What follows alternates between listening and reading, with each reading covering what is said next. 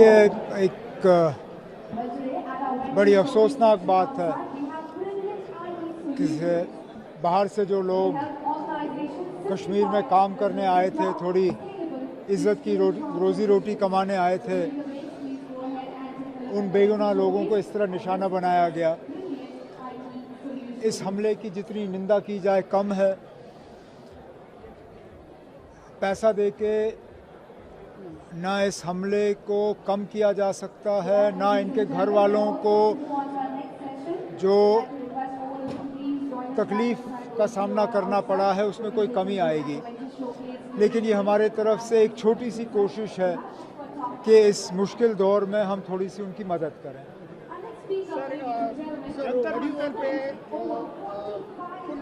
Jammu and Kashmir state के लिए जो प्रोटेस्ट हो रहा था वो शायद नीट के प्रोटेस्ट के तहत उतनी उसको तवज्जो नहीं मिल पाई। ये तो हमारी तो मैंने पहले भी कहा था, ये तो हमारी शुरुआत थी। हम भी जानते हैं ना, अब एक दिन में जंतर मंतर जाके हमें कोई स्टेटहुड मिलने वाला नहीं था।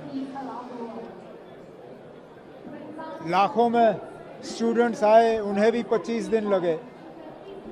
हमें भी ये सिलसिला चलाना ही पड़ेगा, कुछ जम्मू कश्मीर के अंदर, कुछ दिल्ली आके। सिलसिला चलता रहेगा जब तक, और हम कोई ऐसी बात नहीं कर रहे हैं जिसका हमारे साथ वादा ना किया गया हो। सुप्रीम कोर्ट में, सदन के अंदर बार बार ये कहा गया था कि जम्मू कश्मीर को रियासत का दर्जा वापस मिलेगा। हम मरकज़ की हुकूमत को यही बात याद दिला रहे हैं कि वादा पूरा करिए। आप क्या कहना चाहेंगे, जिस तरह से प्राइम मिनिस्टर पहले एक वीडियो के साथ आए थे, मैं उस पर कुछ नहीं कहूँगा ना। अभी अब रात को फिर आए हैं, एफआईआर जो बन रही है लड़कों के वैसे तो अब हुकूमत ने इन बच्चों के साथ वादा किया है कि उनके खिलाफ कोई कार्रवाई नहीं होगी। अब ज़बान की अपनी अहमियत होनी चाहिए। अगर ज़बान दिया है तो उसको फिर रखना चाहिए। इसी तरह हम तो कहते हैं ना, जब जम्मू कश्मीर के लोगों के साथ वादा किया गया था कि आपको स्टेटहुड मिलेगा, दे दीजिए। इसी तरह जब बच्चों के साथ वादा किया गया है कि आपके साथ अब कोई मतलब पकड़ दकड़ नहीं होगी, कोई कार्रवाई नहीं होगी, तो जहाँ जहाँ कार्रवाई हो रही है रुकनी चाहिए। जहाँ एफआईआर दर्ज हैं उन एफआईआरों को वापस लिया जाना चाहिए। एक तरफ कह रहे हैं सर कि कोई भी ऐसा हम एक्शन ले लेंगे और माफ़ी कर देंगे बच्चों को, दूसरी तरफ 15 साल के 20 साल के बच्चे सारे एफआईआर किया जा रहा है। जहाँ जहाँ एफआईआर काटे जा रहे हैं उन एफआईआरों को वापस लिया जाना चाहिए, और जो वादा इन बच्चों के साथ किया गया है उस वादे पे हुकूमत को कायम रहना चाहिए। तेरा law and order central subject नहीं है, स्टेट सब्जेक्ट है। अब मुसीबत ये है कि प्रधानमंत्री ने तो कहा जो कहा, लेकिन उस पर कार्रवाई करना अब रियासतों की जिम्मेदारी है।